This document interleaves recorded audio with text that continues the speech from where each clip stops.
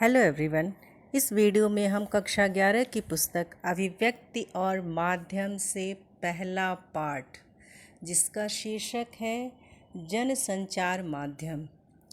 इस पाठ में हम संचार के विषय में पढ़ेंगे कि जनसंचार के माध्यम कौन कौन से हैं, संचार क्या है, संचार के तत्व क्या हैं, संचार के प्रकार क्या हैं और संचार की विशेषताएं क्या हैं। इसके साथ ही हम संचार के कार्य, जनसंचार के कार्य और भारत के जनसंचार माध्यमों का विकास तथा जनसंचार माध्यमों का प्रभाव, इन बिंदुओं को विश्लेषित करेंगे, यानी इन बिंदुओं के विषय में पढ़ेंगे। संचार के बिना जीवन संभव नहीं है। मानव सभ्यता के विकास में संचार की सबसे महत्वपूर्ण भूमिका रही है। संचार दो या दो से अधिक व्यक्तियों के बीच सूचनाओं, विचारों और भावनाओं का आदान प्रदान है। इस तरह संचार एक प्रक्रिया है जिसमें कई तत्व शामिल हैं। संचार के कई प्रकार हैं, जिसमें मौखिक, अमौखिक संचार के अलावा अंतःवैयक्तिक, अंतर्वैयक्तिक, समूह संचार और जनसंचार प्रमुख हैं। संचार क्या है? संचार शब्द की उत्पत्ति चर धातु से हुई है, जिसका अर्थ है चलना या एक स्थान से दूसरे स्थान तक पहुंचना। संचार से हमारा तात्पर्य दो या दो से अधिक व्यक्तियों के बीच सूचनाओं, विचारों और भावनाओं का आदान प्रदान है। संचार के तत्व में हम कहेंगे कि संचार के तत्व में होता है, पहला बिंदु है स्रोत या संचारक, दूसरा बिंदु है कूटीकृत या एनकोडिंग, तीसरी बिंदु है संदेश और चौथा है माध्यम, पांचवा प्राप्तकर्ता या रिसीवर, छठवां फीडबैक, सातवां शोर। तो संचार के तत्व में पहला तत्व जो है स्रोत या संचारक। संचार प्रक्रिया की शुरुआत स्रोत या संचारक से होती है। जब स्रोत या संचारक एक उद्देश्य के साथ अपने किसी विचार, संदेश या भावना को किसी और तक पहुंचाना चाहता है, तो संचार प्रक्रिया की शुरुआत होती है। दूसरा बिंदु है कूटीकृत या एनकोडिंग। यह संचार की प्रक्रिया का दूसरा चरण है। सफल संचार के लिए ज़रूरी है कि आपका मित्र भी उस भाषा यानी कोड से परिचित हो जिसमें आप अपना संदेश भेज रहे हैं। इसके साथ ही संचारक का एनकोडिंग की प्रक्रिया का भी पूरा अधिकार होना चाहिए। इसका अर्थ यह हुआ कि सफल संचार के संचारक का भाषा पर पूरा अधिकार होना चाहिए। तीसरा बिंदु है संदेश। संचार प्रक्रिया में संदेश का बहुत अधिक महत्व है। किसी भी संचारक का सबसे प्रमुख उद्देश्य संदेश को उसी अर्थ के साथ प्राप्तकर्ता तक पहुंचाता। इसलिए सफल संचार के लिए ज़रूरी है कि संचारक अपने संदेश को लेकर खुद पूरी तरह से स्पष्ट हो। चौथा माध्यम है चैनल। संदेश को किसी माध्यम के ज़रिए प्राप्तकर्ता तक पहुंचाना होता है। जैसे हमारे बोले हुए शब्द ध्वनि तरंगों के ज़रिए प्राप्तकर्ता तक पहुंचते हैं, जबकि दूसरे संदेश प्रकाश तरंगों के ज़रिए। इसी तरह वायु तरंगों के ज़रिए भी संदेश पहुंचते हैं। जैसे खाने की खुशबू हम तक वायु तरंगों के ज़रिए पहुंचती है। स्पर्श या छूना भी एक तरह का माध्यम है। इसी तरह टेलीफोन, समाचार पत्र, रेडियो, टेलीविज़न, इंटरनेट और फिल्म आदि विभिन्न माध्यमों के ज़रिए भी संदेश प्राप्तकर्ता तक पहुंचाया जाता है। अगला बिंदु है, यानी कि पांचवा बिंदु है प्राप्तकर्ता या रिसीवर। यह प्राप्त संदेश का कूटवाचन यानी उसकी डिकोडिंग करता है। डिकोडिंग का अर्थ है प्राप्त संदेश में निहित अर्थ को समझने की कोशिश। यह एक तरह से एनकोडिंग की उल्टी प्रक्रिया है।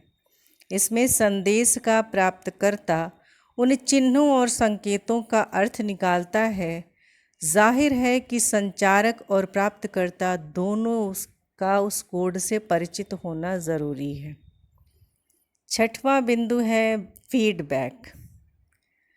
संचार प्रक्रिया में प्राप्तकर्ता की इस प्रतिक्रिया को फीडबैक कहते हैं। संचार प्रक्रिया की सफलता में फीडबैक की अहम भूमिका होती है। फीडबैक से ही पता चलता है कि संचार प्रक्रिया में कहीं कोई बाधा तो नहीं आ रही है।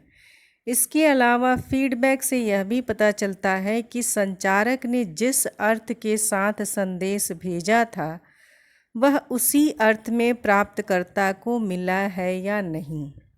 इस फीडबैक के अनुसार ही संचारक अपने संदेश में सुधार करता है और इस तरह संचार की प्रक्रिया आगे बढ़ती है। अंतिम तथा सातवां बिंदु है शोर। संचार प्रक्रिया में कई बाधाएं भी आती हैं। इन बाधाओं को शोर नॉइज़ कहते हैं। संचार की प्रक्रिया को शोर से बाधा पहुंचती है। वह शोर किसी भी किस्म का हो सकता है। यह मानसिक से लेकर तकनीकी और भौतिक शोर तक हो सकता है। शोर के कारण संदेश अपने मूल रूप में प्राप्तकर्ता तक नहीं पहुंच पाता। इसके साथ ही अब हम पढ़ेंगे संचार के प्रकार। संचार के विभिन्न प्रकार हैं, जिसमें हम पहला लेंगे सांकेतिक संचार। जब हम किसी व्यक्ति को संकेत या इशारे से बुलाते हैं तो इसे सांकेतिक संचार कहते हैं। अपने से बड़ों को प्रणाम करते हुए हाथ जोड़कर प्रणाम करना मौखिक संचार का उदाहरण है। दूसरा है अंतःवैयक्तिक संचार। जब हम कुछ सोच रहे होते हैं, कुछ योजना बना रहे होते हैं या किसी को याद कर रहे होते हैं तो यह भी एक संचार है। इस संचार प्रक्रिया में संचारक और प्राप्तकर्ता एक ही व्यक्ति होता है। यह संचार का सबसे बुनियादी रूप है। इसे अंतःवैयक्तिक इंट्रापर्सनल संचार कहते हैं। जब हम पूजा, इबादत या प्रार्थना करते वक्त ध्यान में होते हैं तो वह भी अंतःवैयक्तिक संचार का ही उदाहरण है। तीसरा बिंदु समूह संचार। इस संचार में हम जो कुछ भी कहते हैं वह किसी एक या दो व्यक्ति के लिए न होकर पूरे समूह के लिए होता है। समूह संचार का उपयोग समाज और देश के सामने उपस्थित समस्याओं को बातचीत और बहस मुबाहिसे के ज़रिए हल करने के लिए किया जाता है। संसद में जब विभिन्न मुद्दों पर चर्चा होती है तो यह भी समूह संचार का एक उदाहरण है। चौथा है जनसंचार। जब हम व्यक्तियों के समूह के साथ प्रत्यक्ष संवाद की बजाय किसी तकनीकी या यांत्रिक माध्यम के ज़रिए संचार समाज के विशाल वर्ग से संवाद कायम करने की कोशिश करते हैं तो इसे जनसंचार कहते हैं। इसमें एक संदेश को यांत्रिक माध्यम के ज़रिए बहुगुणित किया जाता है ताकि इसे अधिक से अधिक लोगों तक पहुंचाया जा सके। इसके लिए हमें किसी उपकरण या माध्यम की मदद लेनी पड़ती है, जैसे अखबार, रेडियो, टीवी, सिनेमा या इंटरनेट। इस तरह से हम इन माध्यमों के द्वारा जनसंचार करते हैं। अब जनसंचार के कार्य क्या होते हैं? अगला बिंदु है आपका जनसंचार के कार्य। पहला है सूचना देना। जनसंचार माध्यमों का प्रमुख कार्य सूचना देना है। हमें उनके ज़रिए ही दुनिया भर से सूचनाएं प्राप्त होती हैं। हमारी ज़रूरतों का बड़ा हिस्सा जनसंचार माध्यमों के ज़रिए ही पूरा होता है। दूसरा कार्य है शिक्षित करना। जनसंचार माध्यम सूचनाओं के ज़रिए हमें जागरूक बनाते हैं। लोकतंत्र में जनसंचार माध्यमों की एक महत्वपूर्ण भूमिका जनता को शिक्षित करने की है। यहाँ शिक्षित करने से आशय है उन्हें देश दुनिया के हाल से परिचित कराना और उसके प्रति सजग करना। तीसरा कार्य है मनोरंजन करना। जनसंचार माध्यम मनोरंजन के भी प्रमुख साधन हैं। सिनेमा, टीवी, रेडियो, संगीत के टेप, वीडियो और किताबें आदि मनोरंजन के प्रमुख माध्यम हैं। जनसंचार का चौथा कार्य है एजेंडा तय करना। जनसंचार माध्यम सूचनाओं और विचारों के जरिए किसी देश और समाज का एजेंडा भी तय करते हैं। जब समाज में समाचार पत्र और समाचार चैनल किसी घटना या मुद्दे को प्रमुखता से उठाते हैं या उन्हें व्यापक कवरेज देते हैं, तो ये घटनाएं या मुद्दे आम लोगों के चर्चा के विषय बन जाते हैं। पांचवा कार्य है निगरानी करना। किसी लोकतांत्रिक समाज में जनसंचार माध्यमों का एक और प्रमुख कार्य सरकार और संस्थाओं के कामकाज पर निगरानी रखना भी है। अगर सरकार कोई गलत कदम उठाती है या किसी संगठन संस्था में कोई अनियमितता बरती जा रही है, तो उसे लोगों के सामने लाने की जिम्मेदारी जनसंचार माध्यमों पर होती है। जनसंचार का छठवां कार्य है विचार विमर्श के मंच। जनसंचार माध्यमों का एक कार्य यह भी है कि वे लोकतंत्र में विभिन्न विचारों को अभिव्यक्ति का मंच उपलब्ध कराते हैं। इसके जरिए विभिन्न विचार लोगों के सामने पहुंचते हैं। जैसे किसी समाचार पत्र के संपादकीय पृष्ठ पर किसी घटना या मुद्दे पर विभिन्न विचार रखने वाले लेखक अपनी राय व्यक्त करते हैं। इसी तरह संपादक के नाम चिट्ठी स्तंभ में आम लोगों की अपनी राय व्यक्त की जाती है, या न्यूज़ चैनल पर डिबेट वगैरह कराए जाते हैं जिसमें सभी के अपने मत देने की, मतों की अभिव्यक्ति की स्वतंत्रता होती है।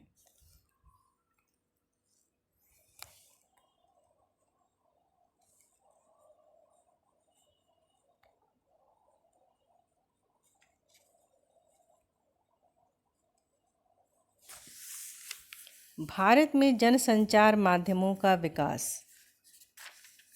भारत में जनसंचार माध्यमों का इतिहास बहुत पुराना है।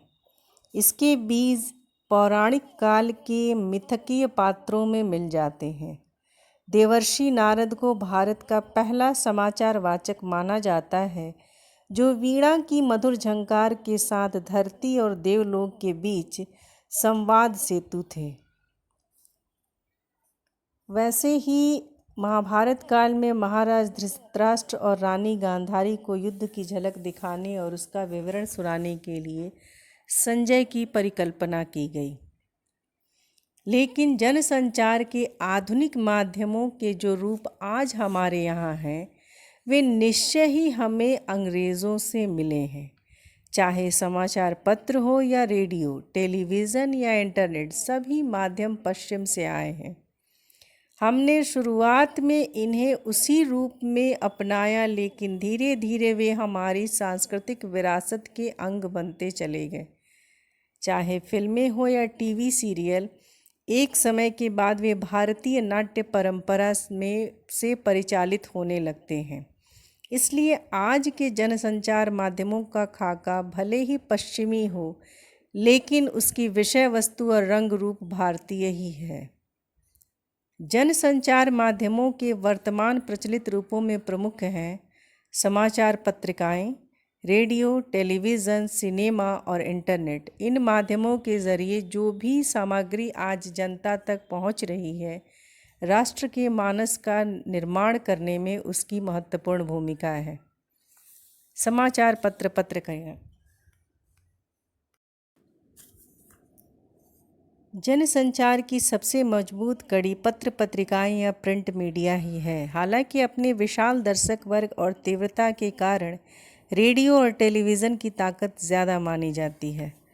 पत्रकारिता के सोपान: समाचारों को संकलित करना, उन्हें संपादित कर छापने लायक बनाना, पत्र या पत्रिका के रूप में छापकर पाठकों तक पहुंचाना।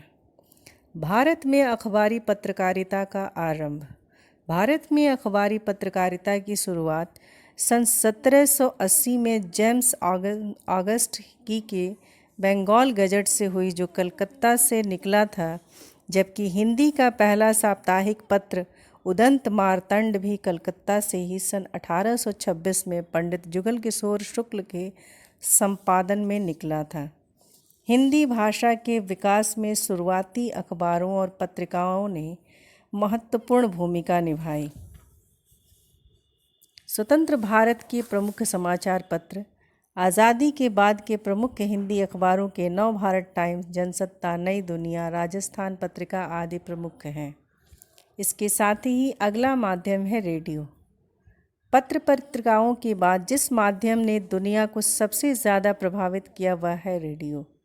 सन 1895 में जब इटली के इलेक्ट्रिकल इंजीनियर जी मार्कोनी ने वायरलेस के ज़रिए ध्वनियों और संकेतों को एक जगह से दूसरी जगह भेजने में कामयाबी हासिल की, तब रेडियो जैसा माध्यम अस्तित्व में आया। पहले विश्व युद्ध तक सूचनाओं के आदान प्रदान का एक महत्वपूर्ण औजार बन चुका था। अगला माध्यम है टेलीविज़न। आज टेलीविज़न जनसंचार का सबसे लोकप्रिय और ताकतवर माध्यम बन गया है। प्रिंट मीडिया के शब्द और रेडियो के ध्वनियों के साथ जब टेलीविज़न के दृश्य मिल जाते हैं तो सूचना की विश्वसनीयता कई गुना बढ़ जाती है। भारत में टेलीविज़न की शुरुआत यूनेस्को की एक शैक्षिक परियोजना के अंतर्गत 15 सितंबर 1959 को हुई थी। इसका मकसद टेलीविज़न के ज़रिए शिक्षा और सामुदायिक विकास को प्रोत्साहित करना था। इसके तहत दिल्ली के आसपास के गांवों में 2 टीवी सेट लगाए गए जिन्हें 200 लोगों ने देखा। टेलीविज़न के उद्देश्य। टेलीविज़न के उद्देश्य के लिए कुछ बिंदु निर्धारित हैं, जिसमें है सामाजिक परिवर्तन, परिवार कल्याण को प्रोत्साहन, सामाजिक विकास, राष्ट्रीय एकता, कृषि विकास, खेल संस्कृति का विकास, वैज्ञानिक चेतना का विकास, पर्यावरण संरक्षण, सांस्कृतिक धरोहर को प्रोत्साहन। दूरदर्शन ने देश की सूचना, शिक्षा और मनोरंजन की ज़रूरतों को पूरा करने की दिशा में उल्लेखनीय सेवा की है। टेलीविज़न का असली विस्तार तब हुआ जब भारत में देसी निजी चैनलों की बाढ़ आने लगी। अक्टूबर 1993 में जी टीवी और स्टार टीवी के बीच अनुबंध हुआ। इसके बाद समाचार के क्षेत्र में भी जी न्यूज़ और स्टार न्यूज़ नामक चैनल आए और सन 2002 में आज तक के स्वतंत्र चैनल के रूप में आ जाने के बाद तो जैसे समाचार चैनलों की बाढ़ आ गई। इसके बावजूद आज पूरे भारत में 200 से अधिक चैनल प्रसारित हो रहे हैं और रोज़ नए नए चैनलों की बाढ़ आ रही है। अगला बिंदु है सिनेमा।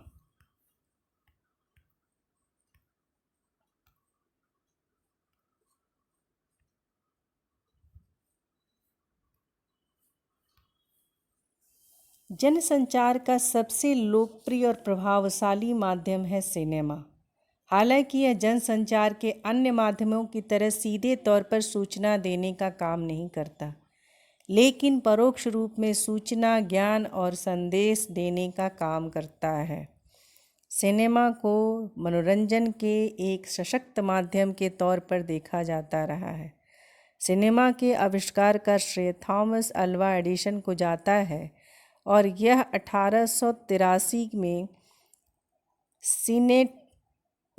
मिनेटिस्कोप की खोज के साथ 1883 में मिनेटिस्कोप की खोज के साथ 1894 में फ्रांस में पहली फिल्म बनी the arrival of train. Cinema की तकनीक में तेज़ी से विकास हुआ और जल्दी ही यूरोप और अमेरिका में कई अच्छी फिल्में बनने लगीं।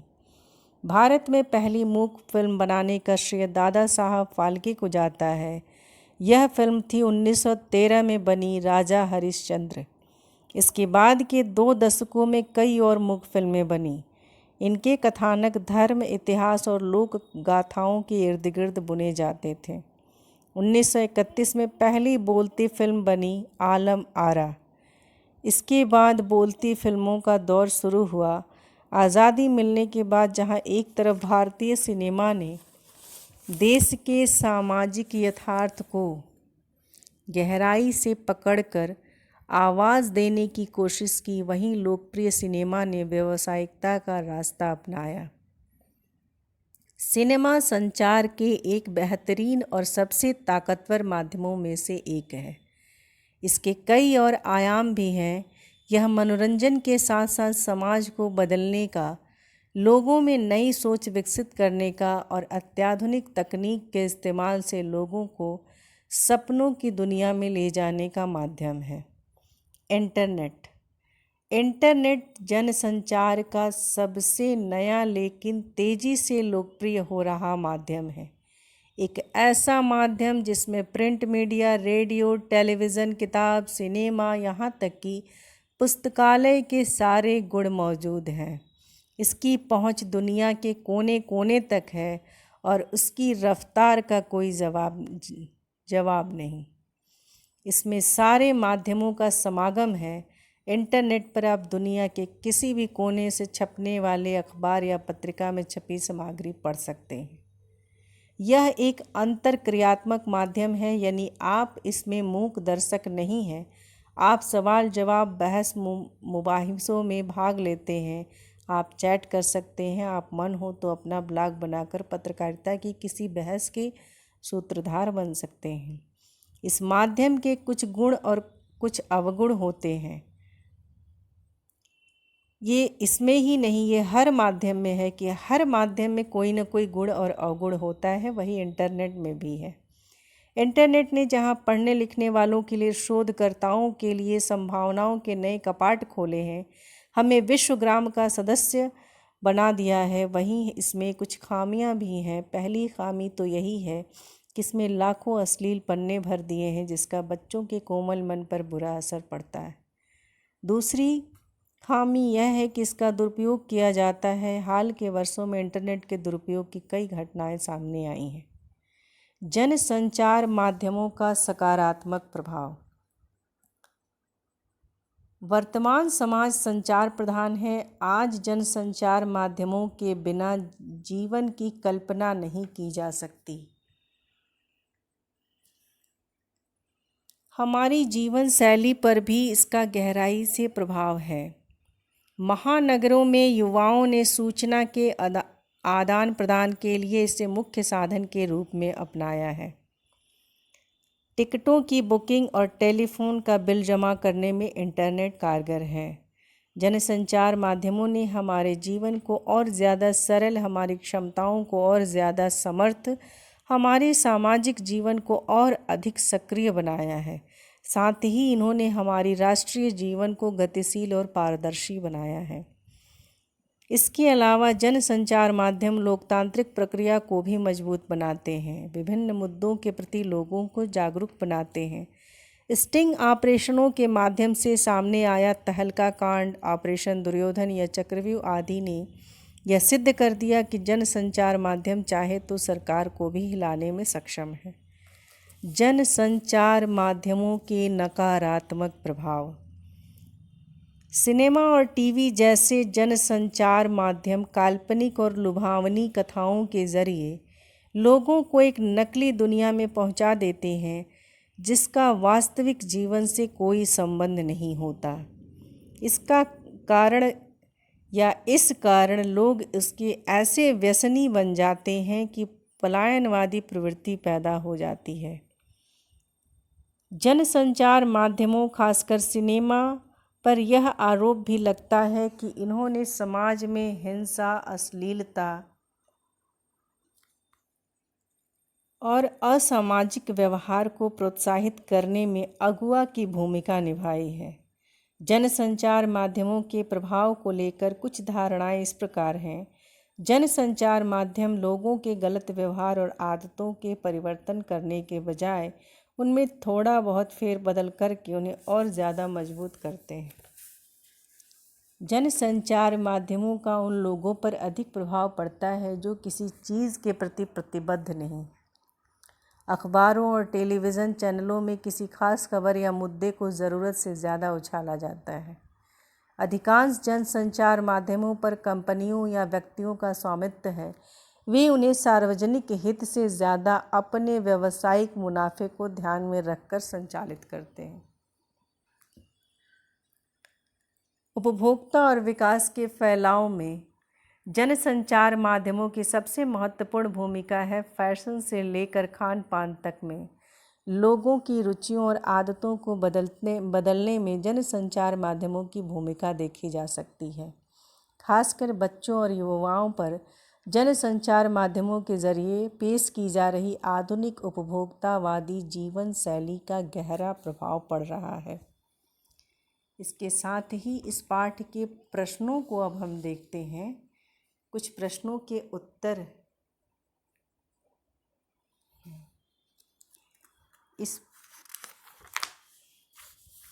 कुछ प्रश्नों के उत्तर मैं आपको दूंगी।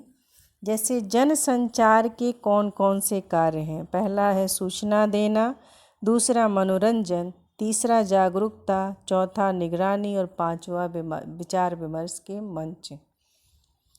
वहीं संचार के प्रकार क्या हैं? सांकेतिक संचार, मौखिक संचार, अमौखिक संचार, अंतःवैयक्तिक संचार, अंतर्वैयक्तिक संचार और समूह संचार वो जनसंचार।